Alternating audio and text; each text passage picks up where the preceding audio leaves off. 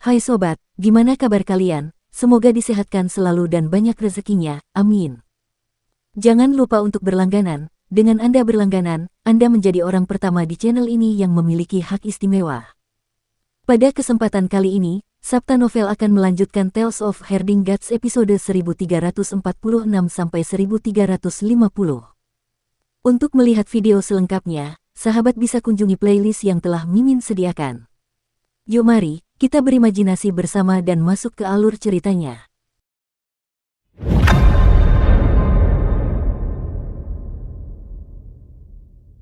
Yang mulia, Anda hanya bisa menyerah pada pikiran untuk melawan Yang Mulia, Yang Mulia.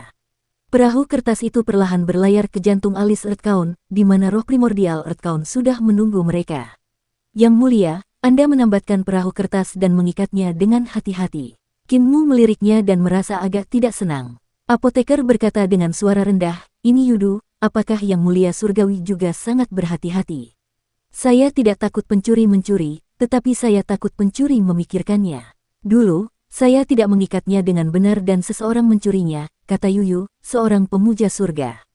Kinmu mendengus dingin, "Pelit, bukankah aku baru saja meminjamnya sekali? Bukannya aku tidak mengembalikannya padamu?" Yang Mulia Yuyu berkata dengan serius kepada apoteker, "Kertas arloji kuningku juga dicuri oleh orang itu." Apoteker juga merasakan hal yang sama. Memang ada dua pencuri di desa kami yang tidak bisa bergerak saat melihat sesuatu yang bagus. Bahkan saya sudah pernah dicuri berkali-kali. Mereka berjalan memasuki istana di bawah tatapan mata sang bangsawan. Roh primordial sang bangsawan menyambut Yue, seorang pendeta surgawi, dan berkata, "Rekan Taois Yue, selamat atas pemulihan luka-lukamu dan kembali ke sikapmu sebelumnya." Pendeta Yue membalas salam itu. "Saya tidak berani. Saya akan mengingat bantuan Anda di hati saya. Tidak perlu khawatir." Suara Earthbound terdengar keras. Kali ini, Yang Muliamu yang membuka gerbang pembawa surga atas kemauannya sendiri dan menghubungkan Yudu ke dunia orang hidup, membuat Saint Kingren khawatir. Dia sengaja menggunakan persahabatan antara Saint Kingren dan dia untuk mengancamku. Aku tidak bisa melihat Saint Kingren terluka, jadi aku terpaksa membantunya. Rekan Daois Yue, tidak perlu menyimpannya di dalam hatimu. Aku sudah merekam skor ini untuk Yang Muliamu. Kinmu berkata dengan kesal, hitungan bumi benar-benar jeli dan adil dalam menangani masalah. Itu tugasku, jadi aku tidak berani bermalas-malasan sedikit pun. Hitungan bumi berkata, Raja Suci Ren telah menyimpan semua jenis catatan dengan baik dan dapat menyelesaikannya kapan saja. Yang Mulia di surga, Anda mengangguk dan berkata, dia telah menjaganya dengan baik. Kinmu tidak ingin membicarakan masalah ini lagi dan buru-buru bertanya, "Kakek apoteker, wajah Yang Mulia Yue terluka, apakah Anda masih punya salep yang bagus?" Apoteker itu bingung dan berkata, "Aku memang memilikinya, tetapi kau dapat menggunakan seni penciptaan ilahi untuk mengobati Yang Mulia Yue. Itu tidak terlalu merepotkan. Luka Yang Mulia Yue bahkan lebih serius, jadi aku akan mengobati lukanya terlebih dahulu." Kinmu menghela napas dan napasnya melemah. "Aku juga terluka. Lukaku kali ini sangat serius, jadi aku khawatir aku tidak akan pernah pulih." Apoteker itu bahkan lebih bingung. Kinmu tidak memiliki luka dao, jadi secara logika, dengan pencapaiannya di jalur pengobatan dan jalur penciptaan, dia seharusnya sudah lama pulih ke kondisi puncaknya, penuh semangat dan vitalitas. Mengapa dia masih mengatakan bahwa dia terluka? Mengapa dia tampak seperti bisa mati kapan saja? "Mata saya terluka." Kinmu menghela napas panjang. "Mata vertikalku awalnya memiliki berbagai macam harta, tetapi dalam pertempuran dengan Xiao, kepala Xiao terbuka, dan bahkan mataku hancur berkeping-keping. Hal-hal lainnya lebih mudah ditangani. Kulit telur kaisar surgawi dan batu primordial Taiji semuanya sangat mudah didapat. Itu hanya hal-hal kecil yang tidak layak disebutkan. Satu-satunya hal yang menggangguku adalah liontin giok milikku." Apoteker itu menyadari sesuatu dan berkata dengan menyesal, "Liontin giok itu disempurnakan dari tanduk hitungan bumi. Ada karakter Kin terukir di atasnya, dan kamu selalu menyimpannya dengan baik. Kamu telah membawanya sejak kamu masih muda dan tidak pernah meninggalkan tubuhmu."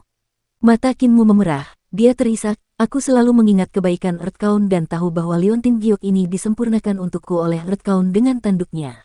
Itu membuatku mampu menaklukkan sifat iblisku sehingga aku tidak akan dikendalikan olehnya. Dulu, ketika aku kembali dari kematian, aku meletakkan liontin giok ini di mata vertikal dan mengubahnya menjadi iris. Aku tidak menyangka itu akan dihancurkan oleh Xiao, Yang Mulia Surgawi. Dia mengangkat kepalanya untuk melihat roh primordial Earthkaun, matanya berubah merah. Sang apoteker pun memandang roh primordial Earthkaun dengan penuh harap. Hitungan bumi tetap diam. Kinmu berkata dengan berlinang air mata, mataku ini dipuji sebagai mata dewa terkuat oleh keberadaan kuno di istana leluhur. Itu karena tanduk hitungan bumi berubah menjadi iris.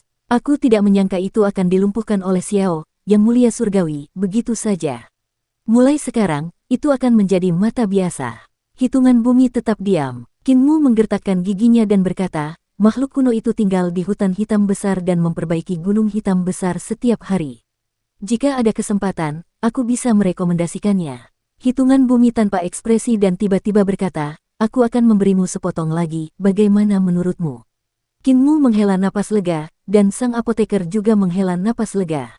Earthkaun melanjutkan, namun, itu tidak gratis. Pengadilan leluhur telah dibuka, dan aku juga bisa mencapainya. Karena kau memiliki wajah itu, maka perkenalkan aku pada keberadaan itu. Kinmu menggerutu dalam hatinya. Jika terlalu mudah untuk bertemu seseorang, dia bisa menemuinya secara langsung, tetapi tidak akan semudah itu bagi orang lain untuk menemuinya.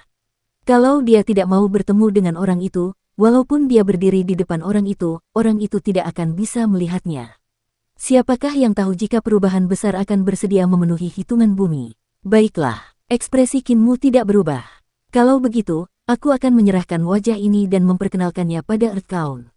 Namun, aku ingin bagian tanduk Earthkaun yang terkuat adalah irisnya. Earthkaun ragu sejenak sebelum menganggukkan kepalanya. Tentu, Kinmu sangat gembira. Kalau begitu, bisakah bangsawan bumi menghubungi Adipati Surgawi? Aku bisa membantu Adipati Surgawi memperkenalkan orang itu. Pangeran Bumi mengerutkan kening dan mengayunkan ekor lembunya. Kinmu menjelaskan, meskipun mata vertikalku memiliki iris yang dibentuk oleh tanduk Earthkaun, ia masih kekurangan bilik anterior pupil. Jika aku dapat menggunakan harta karun Suandu untuk membentuk bilik anterior, itu pasti akan lebih luar biasa. Earthkaun berkata, aku bisa memberitahu Adipati Surgawi. Kau kembali ke istana leluhur terlebih dahulu, dan aku akan bertukar dengan persekutuan Adipati Surgawi di sana. Kinmu merasa tenang. Duke Surgawi pasti juga memiliki harta karun. Jika mata vertikalnya dapat mengumpulkan kekuatan Duke Surgawi dan Earthkaun, bersama dengan cangkang telur dari awal yang absolut dan batu primordial Taiji, itu pasti akan lebih kuat dari sebelumnya. Tentu saja, yang lebih penting adalah meneteskan air dari ember besar ke mata. Yang mulia Surgawi merasa bingung. Meskipun tanduk hitungan bumi dapat diciptakan kembali, tanduk hitungan bumi yang paling kuat telah disempurnakan dari benua istana leluhur. Bahkan ibu kota bawah dan Fengdu yang dipinjam Yin Tianzi dan Kaisar Pendiri juga telah disempurnakan dari surga lainnya. Hitungan bumi telah menggunakan tanduk asal hanya untuk menemui orang yang sedang memperbaiki gunung di sarang Kinmu. Bukankah itu sedikit berlebihan? Yang lebih aneh lagi adalah bahwa Earthkaun benar-benar setuju untuk menghubungi Duke Surgawi. Siapakah orang yang memperbaiki gunung itu? Dia benar-benar dapat membuat kedua makhluk ini bertemu dengannya bersama-sama. Luka yang dialami oleh Yang Mulia Surgawi Yue dan Yang Mulia Surgawi Yu tidak terlalu parah, sehingga apoteker mendiagnosis mereka dan memurnikan pil roh untuk mengobati luka mereka. Roh primordial Earthkaun membawa Kinmu untuk melihat senjata suci Heavenly Venerate Dawn, Heavenly Venerate Royal. Ketika mereka berdua melihat benda besar itu, roh primordial Earthkaun tiba-tiba menghela napas dan menggelengkan kepalanya. Heavenly Venerate Royal ini tidak akan bisa menggunakannya lama-lama. Kinmu sedikit tertegun, tidak mengerti apa maksudnya. Fajar Yang Mulia Surgawi dengan paksa menggunakan bangsawan Yang Mulia Surgawi ini untuk mengeksekusi kerajaan Istana Surgawi yang sempurna, yang membawa terlalu banyak tekanan. Struktur tubuh jasmani dari senjata ilahi bangsawan Mulia Surgawi telah hancur sebagian besar. Earthkaun menggelengkan kepalanya. Jika dia menggunakannya satu atau dua kali lagi, bangsawan Surgawi ini akan hancur total dan berubah menjadi debu. Namun, alam istana surgawi memang sangat kuat. Pada waktunya, Fajar Surgawi akan mengolahnya, dan dia tidak akan jauh dari kemampuan kehidupan sebelumnya. Jika dia menemukan tubuh jasmani aslinya, maka dia akan melampaui masa lalu. Kinmu membuka mata vertikal di tengah alisnya dalam upaya untuk melihat melalui struktur internal senjata ilahi, Raja yang dimuliakan surgawi. Namun, mata vertikalnya belum menyatu dengan telur awal absolut dan batu primordial Taiji, dan dia tidak memiliki hitungan tanduk bumi, jadi dia tidak memiliki penglihatan yang kuat. Hitungan bumi, Adipati Surgawi punya cara untuk melindungi dirinya sendiri, jadi apakah kamu memilikinya?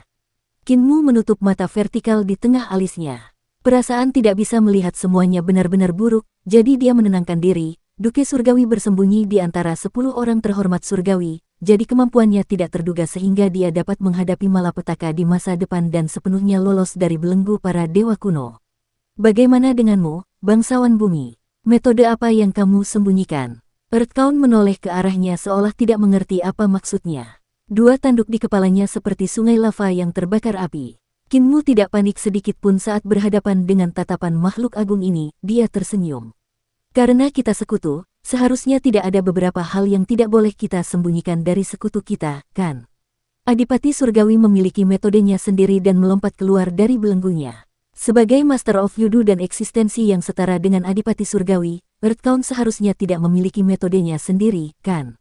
Roh primordial Earthcount terdiam sejenak sebelum bertanya, menurutmu aku harus punya metode untuk melindungi diriku sendiri? Kinmu tersenyum. Bukannya aku yang berpikir, tapi seharusnya kau yang berpikir. Kalau tidak, aku pasti akan terkejut. Hitungan bumi terdiam sejenak sebelum berkata, saya bersedia. Jiwa Kinmu bergetar, dan matanya menatapnya dengan cerah, menunggunya untuk melanjutkan. Akan tetapi hitungan bumi terdiam lagi dan tidak melanjutkan. Rasa ingin tahu Kinmu muncul, jadi dia bertanya, apa saja metode Earthcount? Hitungan bumi kemudian melanjutkan, aku sama seperti Adipati Surgawi, menggunakan metode yang bisa melepaskan diri dari belenggu Dao Besar Yudu. Kinmu menunggu sebentar, tetapi Earthcount tidak melanjutkan, dia tidak bisa menahan amarahnya. Kamu, dewa ini, mengapa kamu berbicara seperti labu bermulut gergaji? Kamu hanya bisa menuangkan satu benih pada satu waktu. Earthcount, apakah kamu sudah terlalu lama bersama Tuan Surgawi dan menjadi penyendiri? Earthcount menatapnya dan berkata perlahan, kau benar-benar tidak sabaran. Aku sangat akrab dengan Saint King Ren, dan kami sering duduk bersama, minum teh, dan mengobrol. Kinmu tidak dapat membayangkan situasi seperti itu. Kedua labu bermulut gergaji itu mengobrol bersama, dan masing-masing dari mereka mengucapkan kata demi kata. Bagaimana mereka bisa terus mengobrol? Ikuti aku. Roh primordial Earthcount berjalan ke dalam istana, dan rasa ingin tahu Kinmu muncul lagi. Dia buru-buru mengikutinya. Di istana, apoteker masih mendiagnosis Heavenly Venerateu. Heavenly Venerateu melihat mereka dan segera mengikuti mereka. Dia berbisik, luka-luka Heavenly Venerateu sangat merepotkan. Kemana kalian pergi? Kinmu berbisik, dan rasa ingin tahu Yue, sang pendeta surgawi, pun terusik. Seni ilahi Earthcount sangat luas, jadi metodenya pasti sangat menakjubkan. Keduanya mengikuti Earthcount ke sisi kolam magma di istana.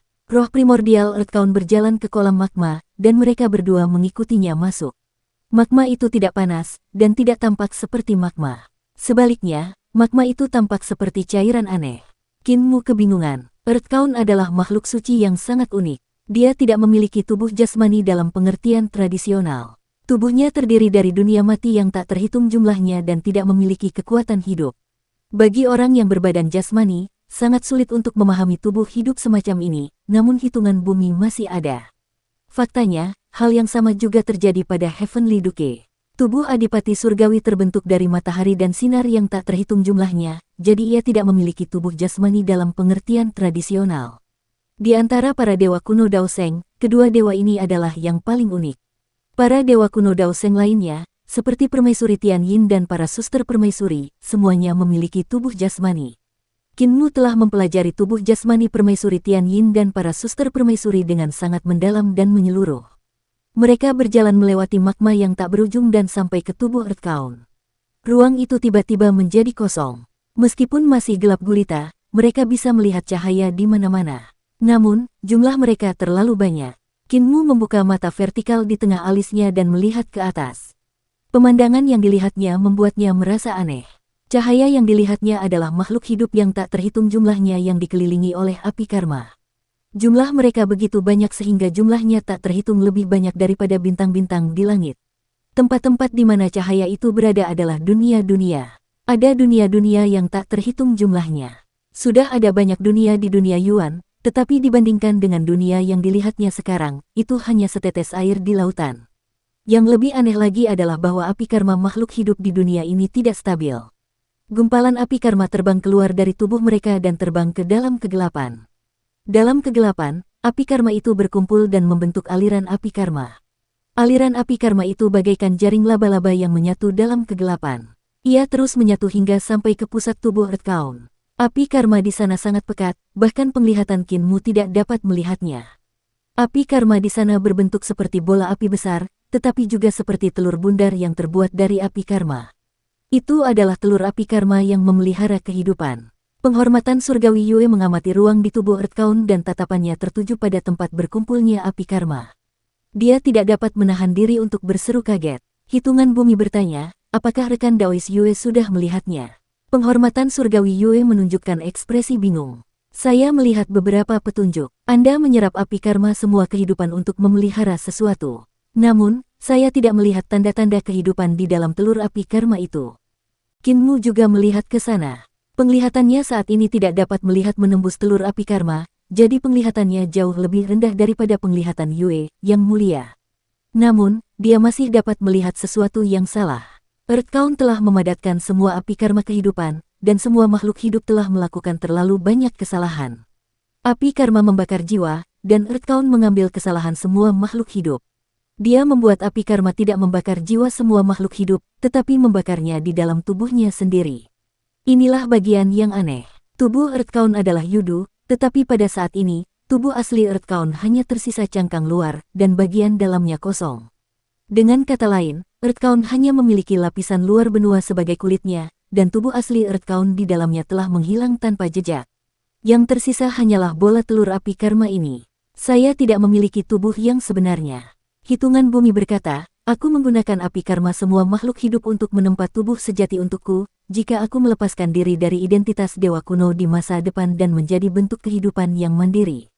Dao Agung Yudu menciptakanku, tetapi juga membatasiku. Yudu memberiku kekuatan tak terbatas dan juga membatasiku di sini, mencegahku mengalami kebahagiaan, kemarahan, kesedihan, cinta, dan kebencian. Aku tidak bisa mencium aroma, memakan makanan lezat, merasakan sentuhan, atau merasakan sakit. Aku bahkan tidak bisa merasakan perasaan keluarga, persahabatan, dan cinta. Namun, dia terdiam sejenak sebelum berkata, saya pernah merasakannya sebelumnya. Hati Qin Mu tergerak sedikit, dan dia berkata dengan suara rendah, Ah Chou. Itu Ah Chou. Earth Count melanjutkan, Ah Chou telah mengalami hal-hal yang belum pernah kualami sebelumnya. Dia memiliki emosi, cinta, benci, dan kebenciannya sendiri. Dibandingkan dengannya, aku bahkan tidak dianggap sebagai makhluk hidup. Aku hanya pembawa dao besar Yudu. Ah Chou lah yang membunuh jalannya menuju surga dan bukan aku. Aku iri padanya. Aku menantikan kematian. Hati Qin Mu dan pendeta surgawi Yue bergetar saat mereka menatapnya dengan tak percaya. Senyum samar muncul di wajah kaku Earth Count. Kalian tidak salah dengar. Aku iri pada Ah Chou, menantikan kematian, menantikan untuk menjadi Ah Chou. Tubuh yang ditempa oleh api karma ini dipersiapkan untuk Ah Chou. Aku menunggu putri Ah Chou membunuhku, menunggu dia membunuhku dan aku akan menjadi Ah Chou. Saat itu, wajahnya yang jelek dipenuhi dengan senyum lembut. Kita adalah keluarga lagi. Aku seorang ayah, dia adalah putriku. Yang mulia surgawi Yue terdiam. Qin Mu tidak dapat menahan diri untuk bertanya, apakah Yang Mulia Su akan mengakuimu sebagai ayah? Pangeran Bumi, kau menggunakan hidupmu sebagai bahan tertawaan. Earth Count menundukkan kepalanya untuk menatapnya, dan semakin banyak perasaan manusiawi muncul di wajahnya yang jelek dan kaku. Dia berkata, Celestial Mastermu, kamu bukan aku, dan kamu bukan seorang ayah. Kamu tidak akan pernah mengerti denyutan di hatiku ketika aku menjadi Ah Chou dan ketika putriku lahir. Tidakkah kamu ingin melihat metode tersembunyiku? Lihat, dia membuka telapak tangannya dan melambaikannya dengan lembut. Bola api karma tiba-tiba terbelah. Strukturnya seperti kepompong, dengan lapisan demi lapisan struktur. Setiap lapisan kepompong api karma dicap dengan rune dao besar Yudu, membuatnya sangat indah. Telur api karma memiliki total 36 lapisan kepompong. Semakin dalam lapisan kepompong, semakin kuat api karma. Ketika lapisan terakhir kepompong api karma terkelupas, Qin Mu dan pemuja surgawi Yue melihat pangeran bumi Ah Chou. Ah Chou ditekan dalam kunci jade untuk menahan penempaan api karma yang tak berujung. Ah Chou tidak berada di dalam telur api karma, tetapi di jade lokpas. Namun, energi dalam telur api karma mengalir ke dalam tubuhnya tanpa henti. Ah Chou telah melakukan kejahatan yang keji. Tubuhnya dililit rantai yang dibentuk oleh Dao Agung Yudu, tetapi dia dengan paksa menarik Yudu ke istana surgawi. Dia telah membantai istana surgawi untuk membalaskan dendam keluarganya dan memperjuangkan nyawa putrinya. Dia telah menghancurkan hampir setengah dari istana surgawi dan mengubur banyak dewa dan dewa setengah dewa kuno di tangannya. Dia bahkan telah membantai para pangeran dan cucu-cucunya. Kejahatannya sangat keji. Meskipun dia adalah reinkarnasi dari Earthbound, dia harus menebus dosanya. Dia akan selamanya binasa dalam benih api dan menanggung siksaan api karma. Ah Chou adalah Earthbound, tetapi Earthbound bukanlah Ah Chou. Earthbound harus bertindak adil dan tidak boleh pilih kasih, jadi Earthbound menekan Ah Chou. Namun, Earthbound tidak bisa pilih kasih, jadi dia masih punya motif egoisnya sendiri. Dia iri pada Ah Chou dan ingin menjadi seperti dia, jadi dia menggunakan api karma semua makhluk hidup untuk menciptakan tubuh aslinya. Dosa semua makhluk hidup akan menjadi tanggunganku. Ekspresi Earthbound tenang. Hari kematianku adalah hari saat aku melompat keluar dari belenggu. Kinmu mengerutkan kening namun tidak mengatakan apa-apa. Rembulan surgawi mengernyit sekilas dan terdiam pula. Mereka berharap Earthbound menjadi sekutu mereka dan berjuang berdampingan dengan mereka. Pemuja surgawi ke-10 saat ini sedang dalam kondisi terlemahnya. Dewa langit luas terluka parah, Dewa langit Xiao diasingkan, dan kaisar tertinggi hanya tersisa kepalanya. Bahkan jika luka selir Gaotian disembuhkan, ancamannya tidak akan besar. Raja Dewa Leluhur, Kaisar Ilahi Langsuan, dan selir surgawi Yan semuanya terluka, Dewa Langit Api dan Dewa Langit Void belum pulih dari luka-luka mereka. Yang Mulia Hong adalah reinkarnasi dari Adipati Surgawi, dan Yang Mulia Gong kemungkinan besar akan memilih untuk tetap netral. Satu-satunya yang dapat mempertahankan kekuatan tempur puncaknya adalah Nyonya Yuanmu. Sekarang adalah waktu terbaik untuk menyerang 10 Dewa Langit. Jika Adipati Langit Tubo mengangkat tangannya dan meminta bantuan dari Dewa Langit Yue, Dewa Langit Hong, dan Dewa Langit Yu, serta Kaisar Timur Naga Biru, Kaisar Barat Harimau Putih, dan pemberontakan Kaisar Utara Xuan Wu, ada juga Kaisar Pendiri Qin Ye dan Lang Lang, Raja Dewa, yang berjuang keluar dari kehampaan besar. Dapat dikatakan bahwa momentum kemenangan dan kekalahan condong ke arah mereka. Namun, Earthbound tega mencari kematian dan ingin menyingkirkan tubuh Dao besarnya. Ini adalah sesuatu yang tidak diduga oleh Kinmu maupun pendeta surgawi Yue. Penguasa bumi mempersiapkan Ah Chou, Adipati Surgawi mempersiapkan Yang Mulia Surgawi Hong. Mereka pasti sudah lelah dengan tubuh Dao besar mereka dan ingin meminjam malapetaka besar untuk menyingkirkan identitas mereka saat ini dan memperoleh kebebasan. Kinmu dan Dewa Langit Yue meninggalkan jasad Pangeran Bumi sementara Dewa Langit Yue berkata kepada Kinmu, dengan kata lain, Pangeran Bumi dan Adipati Langit sebenarnya membiarkan 10 Dewa Langit membunuh mereka. Kinmu mengangguk, sekarang memang bukan saatnya untuk memulai perang, katanya lembut. Jika kita memulai perang, Earthbound dan Heavenly Duke tidak akan dapat meninggalkan Yudu dan Xuandu. Mereka hanya dapat bertarung di wilayah mereka masing-masing, dan begitu mereka pergi, kecakapan tempur mereka akan sangat berkurang. Lebih jauh lagi, meskipun pihak kita memiliki cukup banyak kecakapan tempur tingkat tinggi, kecakapan tempur Anda, Kaisar Pendiri, dan Zhang di sini sebenarnya lebih rendah daripada 10 orang yang sangat dihormati di surga. Yang Mulia Surgawi Yue mengangguk tanda setuju. Dukung terus channel YouTube Sabta Novel. Dia telah lumpuh selama lebih dari 40.000 tahun, Yang Mulia telah menyendiri selama 1.000.000 tahun, dan Kaisar Pendiri telah bersembunyi di desa yang riang selama lebih dari 20.000 tahun. Meskipun dia belum pernah melihat Lang di sini sebelumnya, kemampuannya seharusnya tidak setinggi itu. Kura-kura hitam, harimau putih, dan naga hijau semuanya sangat kuat di wilayah mereka masing-masing, tetapi begitu mereka pergi, kemampuan mereka akan menurun. Belum lagi Duke Surgawi dari bumi yang tidak mau bertarung, kalaupun dia bertarung, pertarungannya pasti akan sangat alot, bahkan bisa jadi mereka akan musnah total. Hanya Xiao Tianzun saja sudah cukup untuk membuat Yue Tianzun, Yu Tianzun, dan Earthbound tidak dapat melawannya bahkan jika mereka bergabung. Jika Kinmu tidak menggunakan cangkang telur Kaisar Surgawi awal mutlak untuk menghadapinya, ketiga makhluk ini mungkin akan menderita kerugian besar. Adapun 3 dewa dan Kaisar kuno, Naga Biru, Harimau Putih, dan kura-kura hitam, mereka semua terjebak di sarang masing-masing dan tidak bisa pergi. Kaisar Pendiri dan Langbao juga terperangkap dalam kehampaan besar oleh api surgawi dan kehampaan surgawi. Saya menyadari bahwa tidak banyak sekutu kita yang benar-benar berada di pihak yang sama dengan kita.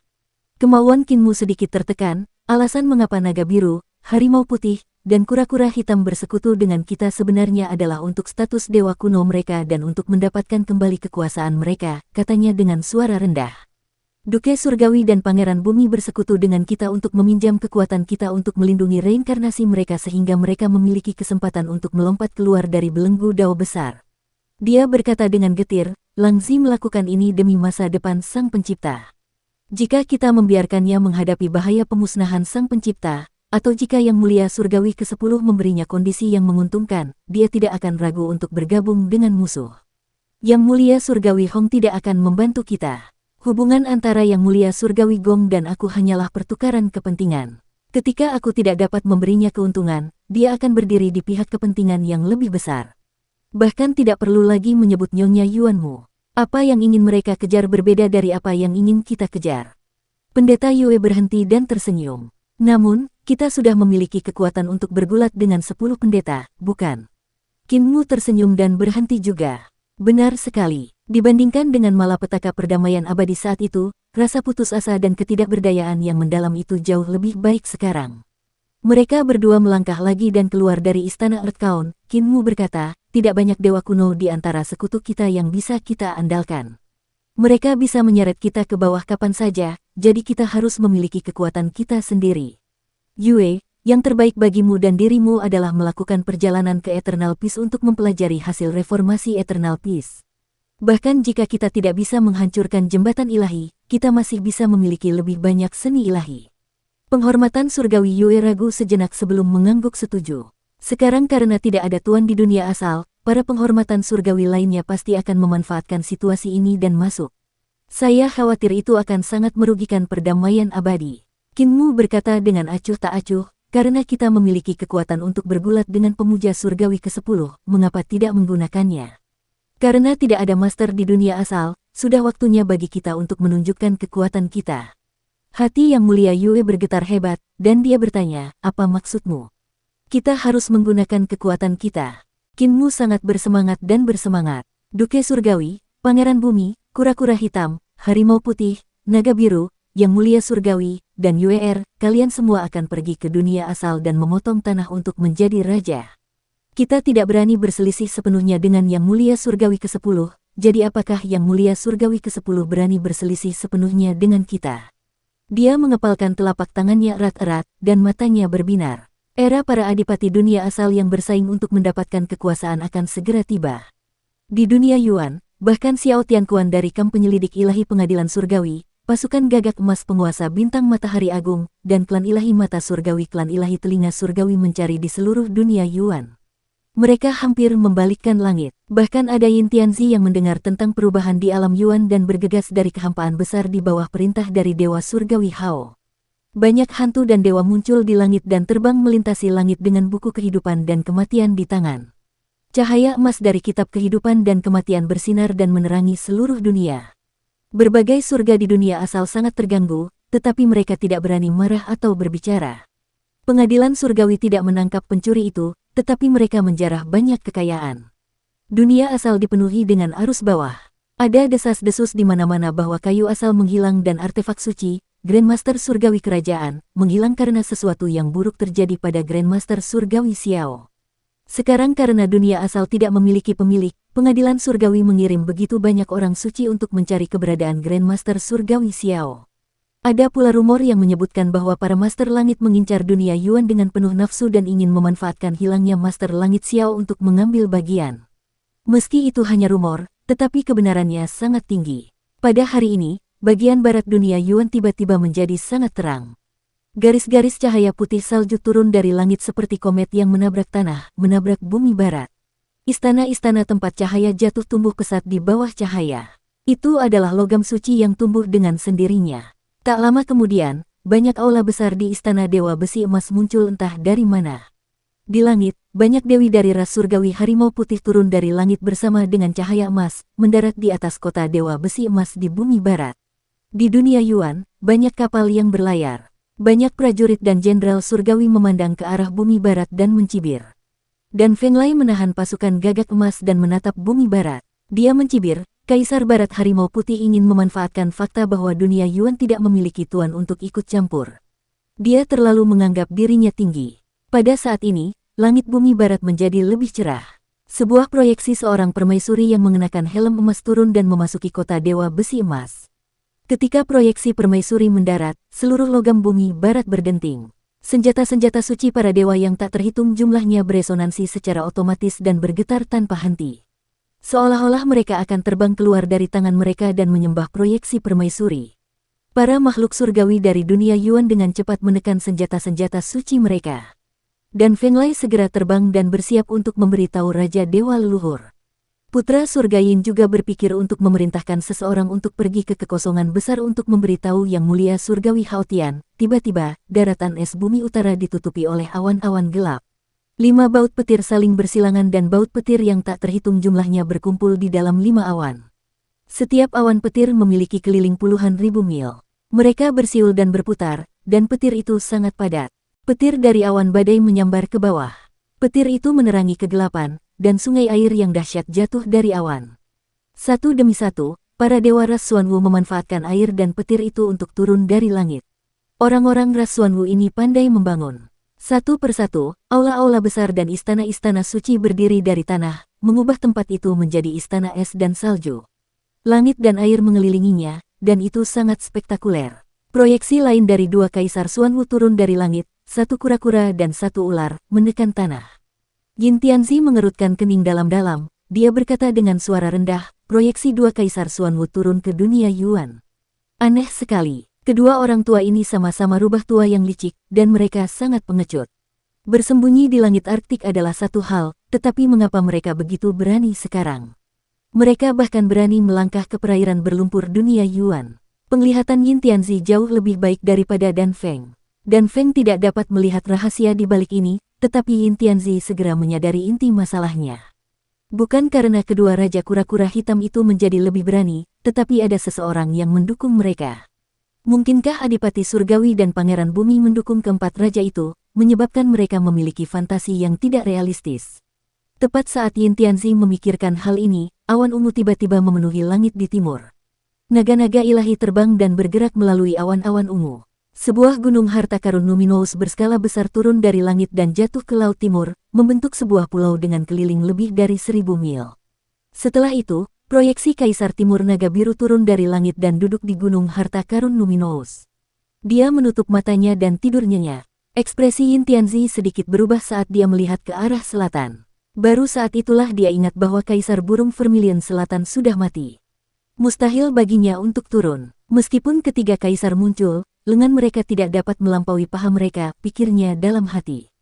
Tiba-tiba, angin dan awan di langit bergejolak saat bintang-bintang mulai surut.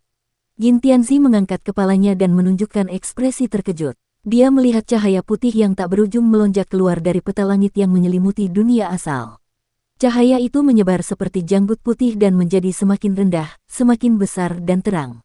Lambat laun cahaya itu berubah menjadi wajah sang Adipati Surgawi dan muncul di langit. Cahaya yang lebih banyak melonjak dan berubah menjadi awan putih yang membentang puluhan ribu kilometer. Istana terbentuk di atas awan. Adipati Surgawi dengan alis putih, janggut putih, rambut putih, dan mata putih turun dari peta surgawi dan mendarat di istana surgawi di atas lautan awan. Dia duduk. Yin Tianzi tercengang, dia dipenuhi rasa takut. Duke surgawi tidak bisa duduk diam lagi. Orang-orang tua ini sedang gantung diri. Mereka pikir mereka mati terlalu lambat. Meski begitu, jika dunia Yuan ini berubah menjadi garis depan, pasti kita yang akan menderita pertama kali di dunia Yuan. Melihat situasinya buruk, kita harus melarikan diri. Ini adalah cara untuk menyelamatkan hidup kita. Dia melambaikan tangannya dan membuka gerbang surgawi ibu kota Nether. Tepat saat dia hendak melarikan diri, Ki Iblis Yudu yang tak berujung melonjak keluar dari tanah di bawahnya dan mewarnai pusat dunia Yuan, tempat kayu asal berada, menjadi hitam pekat. Saat Yin Tianzi membuka gerbang surgawi ibu kota bawah, apa yang dilihatnya bukanlah ibu kota bawah surga utara, tetapi ibu kota bawah. Dia berdiri di depan gerbang surgawi ibu kota bawah dan melihat hitungan bumi. Pria yang sangat agung dan mengesankan itu berdiri di dalam ibu kota bawah. Melodi ilahi itu sangat luas, dan dia memisahkan sebagian tubuhnya dan roh primordialnya untuk turun ke dunia Yuan. Yin Tianzi menundukkan kepalanya untuk melihat. Tempat itu telah berubah menjadi Yudu kecil lainnya. Avatar Earthbound berputar dan perlahan bangkit dari Ki Iblis yang gelap. 2 tanduk lembu menembus Ki Iblis yang hitam pekat, seperti 2 mata air kuning melengkung yang menembus langit, menembus sisi gerbang surga di ibu kota Nether dan berdiri tegak. Yin Tianzi melihat bahwa lahar di 2 tanduk yang sangat tebal mengalir seperti sungai di sekitar kedua tanduk itu. Ketakutan di matanya berubah menjadi iri hati, tetapi dia segera sadar.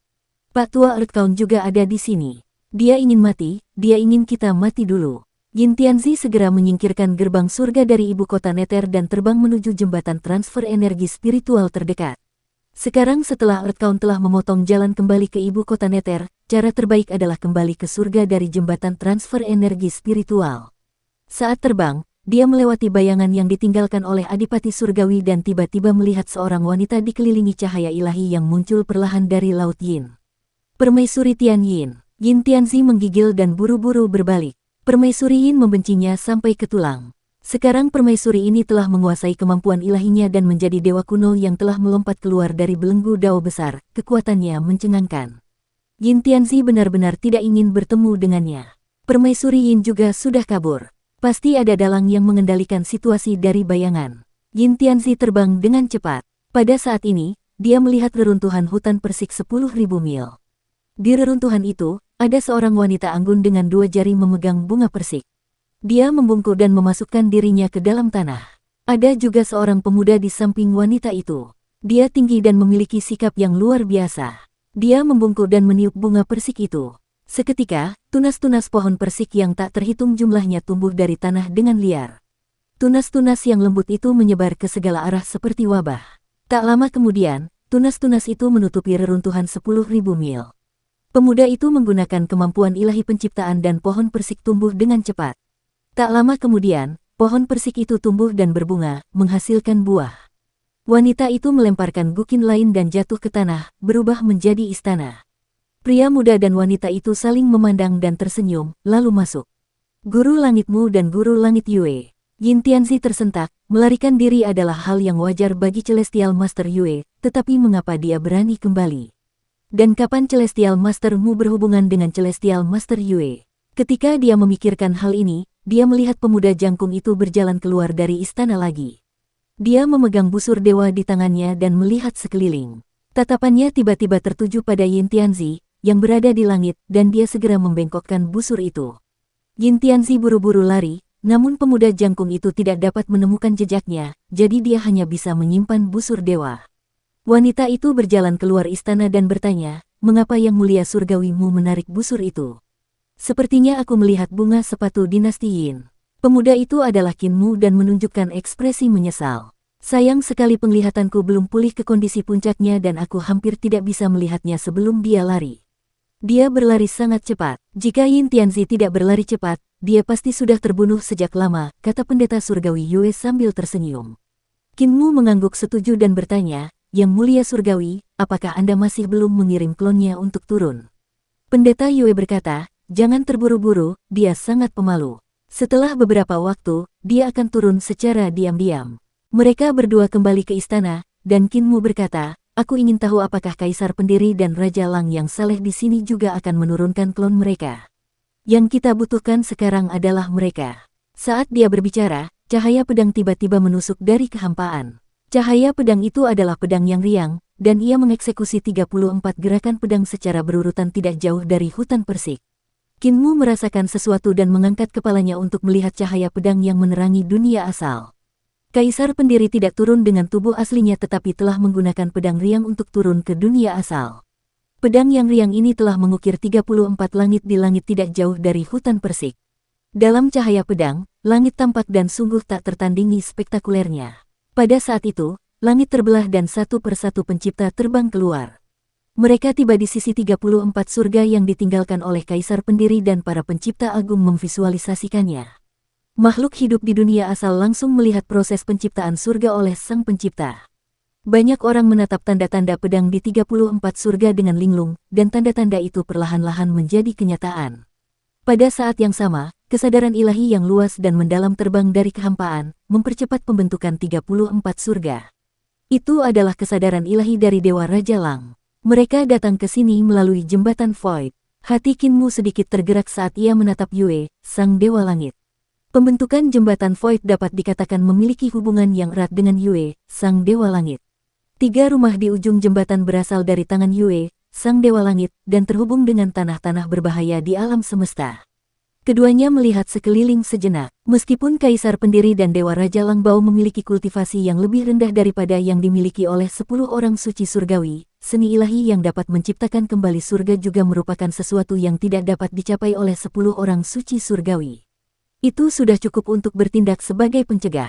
Membagi dunia asal, hal-hal besar dapat diharapkan, kata Qin Mu sambil tersenyum. Hati Yue, sang pendeta surgawi, dipenuhi emosi. Sudah lama ia tidak merasakan perasaan seperti itu. Dia telah mengalami dua era yang luar biasa. Era pertama adalah era naga dan Han yang bersaing untuk mendapatkan hegemoni.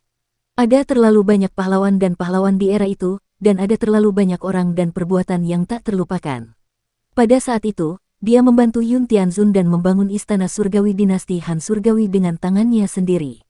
Dia penuh ambisi dan bahkan tidak memiliki perasaan apapun terhadap anak-anaknya. Dia hanya memiliki tujuan yang menurut orang lain adalah ilusi dan bahkan menggelikan. Tujuannya adalah agar umat manusia dapat hidup lebih baik. Tujuannya sederhana dan mudah. Dia berjuang selama ratusan ribu tahun hingga akhirnya sang Dewa Yun meninggal dalam pertempuran. Setelah itu, dia menjadi depresi dan menjadi penyendiri. Bahkan selama era Qiming yang liar dan tak terkendali, yang berlangsung selama ratusan ribu tahun, dia tidak pernah muncul. Sebaliknya, dia hidup sendirian dalam kenangan masa lalu. Ketika era Qiming hancur, umat manusia menderita pukulan yang hampir menghancurkan. Dia harus keluar dari keadaan menyendiri. Orang-orang mengatakan bahwa naga tersembunyi tidak boleh digunakan, tetapi naga tersembunyinya masih keluar dari jurang. Tujuannya sederhana saja, yaitu memberi umat manusia hak untuk bertahan hidup dan hak untuk mengejar kehidupan yang lebih baik. Dalam perjalanan untuk menyelamatkan umat manusia, dia bertemu Ling Tianzun yang juga telah keluar. Ling Tianzun juga telah mengasingkan diri karena kematian Yun Tianzun. Dia bersembunyi dan menghilang. Menghadapi malapetaka besar umat manusia, kedua wanita itu sebenarnya membuat pilihan yang sama. Mereka saling memandang dan tersenyum, membuka era baru lainnya, era hebat lainnya yang sama mengagumkannya. Era Kaisar Atas didirikan di tangan kedua wanita ini, menjadi peradaban gemilang yang bertahan selama 300.000 tahun. Era Kaisar Atas menjadi sejarah karena pengkhianatan Xiao Tianzun, bersamaan dengan kecacatannya dan pembunuhan Ling Tianzun. Dan kini, ada era baru yang membuatnya bangkit dan menjadi terkenal. Era ini membuat darahnya mendidih sekali lagi. Siapa bilang anak perempuan hanya punya kelembutan? Semangat kepahlawanannya begitu kuat, dan prestasi-prestasi yang menggemparkan dunia yang telah diraihnya cukup untuk mempermalukan banyak orang hingga mati. Keduanya mendongak untuk melihat, dan tiba-tiba, api membumbung tinggi di langit. Api memenuhi langit di atas laut selatan, dan seorang wanita berpakaian merah turun dari api. Dia duduk dalam posisi lotus, gaun merahnya mencapai langit seperti sayap burung vermilion. Tubuh jasmani Kaisar Selatan, sudut mata Qin Mu berkedut hebat. Itu adalah tubuh Kaisar burung vermilion selatan, yang telah turun ke langit di atas laut selatan. Kaisar Selatan burung vermilion telah terbunuh oleh api surgawi. Ketika Qin Mu meminta api surgawi di kutub selatan, api surgawi telah membunuh Kaisar Selatan di tanah leluhurnya. Dia telah memurnikan Dao dan memurnikan tubuh jasmaninya. Sekarang, api surgawi telah melepaskan tubuh jasmani Kaisar Selatan untuk mengintimidasinya. Itu bukan untuk mengintimidasi 10 orang surgawi, tetapi untuk mengintimidasi bulan surgawi, adipati surgawi, pangeran bumi, dan 3 kaisar lainnya. Api surgawi yang mulia memang orang yang berada di garis terdepan saat menghadapi kaumnya sendiri. Cahaya di mata Qin Mu meredup. Heavenly Venerate Fire melepaskan tubuh Kaisar Selatan Vermilion Bird untuk mengintimidasi dunia asal, dan tak lama kemudian, intimidasi dari Raja Dewa Leluhur pun menyusul. Yang diintimidasi oleh Raja Dewa Leluhur adalah Adipati Surgawi. Senjata yang digunakannya untuk mengintimidasi sang Adipati Surgawi adalah proyeksi sebuah senjata. Senjata ini bukanlah harta karun tertinggi Dao Surgawi miliknya. Harta karun tertinggi Dao Surgawi telah hancur. Kali ini, proyeksinya adalah sebuah bola surgawi yang sangat rumit. Di dalam lingkup surgawi, Dao Surgawi dan Dao Agung Yudu sebenarnya menyatu dengan sempurna. Ketika avatar Adipati Surgawi yang tinggal di awan melihat ini, dia memuji, putra yang tidak berbakti itu luar biasa. Ini adalah harta yang hanya dapat dimurnikan dari biji emas ilahi yang ditemukan di istana leluhur, bukan? Hanya biji ilahi istana leluhur yang dapat dengan sempurna memadukan Dao Surgawi dan Dao Iblis. Setelah itu, intimidasi dari para pemuja surgawi seperti selir surgawi Yan, pemuja surgawi Gong, selir surgawi Qiang, pemuja surgawi Su, pemuja surgawi Langsuan, dan para pemuja surgawi lainnya turun. Ketika Adipati Surgawi, Pangeran Bumi, dan para dewa serta kaisar kuno lainnya melihat proyeksi para pemuja surgawi ini, ekspresi mereka sedikit berubah. Proyeksi para pemuja surgawi seperti Yan, Gong, Qiang, Su, Lang, dan Hong hampir semuanya dimurnikan dari biji emas ilahi milik istana leluhur. Mineral-mineral di istana leluhur mengandung energi yang luar biasa. Mineral-mineral itu dapat menyatukan dao besar yang saling bertentangan menjadi sebuah senjata. Harta karun yang tidak dapat dimurnikan oleh 10 orang suci surgawi dapat dimurnikan setelah memperoleh emas ilahi dari istana leluhur. Sepertinya aku tidak bisa menyimpannya sendiri lagi. Avatar Adipati Surgawi mendesah dan menunjuk. 49 dao surgawi di Suandu berubah menjadi 49 harta karun tertinggi. Semuanya dimurnikan dari emas suci istana leluhur. Mereka menggantung tinggi di Suandu dan mengintimidasi dunia Yuan. Hitungan bumi di dunia Yuan sedang berpikir keras. Dia menginjak tanah dan bumi berguncang. Yudu muncul. 64 dao besar Yudu berubah menjadi 64 harta karun tertinggi dao iblis. Mereka juga mengintimidasi dunia Yuan. Di sisi lain, Kaisar Naga Biru Timur mengaktifkan gunung harta karun luminous. Di langit di atas kota ilahi emas besi bumi barat, sebuah tanduk emas besar tiba-tiba turun dari langit. Tanduk itu mengeluarkan suara yang panjang dan berdenting serta membuat darah seseorang mendidih. Seseorang tidak sabar untuk bertarung sampai mati. Proyeksi kura-kura hitam Kaisar Utara melihat pemandangan ini. Kaisar Hitam berkata kepada Kaisar Bela Diri, beberapa saudara lelaki dan perempuan kita yang lama semuanya memiliki senjata ilahi. Mereka disempurnakan dari emas dan harta ilahi yang kita kumpulkan ketika kita meninggalkan istana leluhur. Kami adalah satu-satunya yang sangat miskin sehingga kami menggunakan semua harta benda kami untuk membangun paviliun surgawi berlapis kaca biru. Pada akhirnya, paviliun surgawi berlapis kaca biru itu dicuri oleh pencuri. Kaisar Bela Diri berkata, jangan bicara. Berpura-puralah menjadi misterius agar kita tidak kehilangan muka.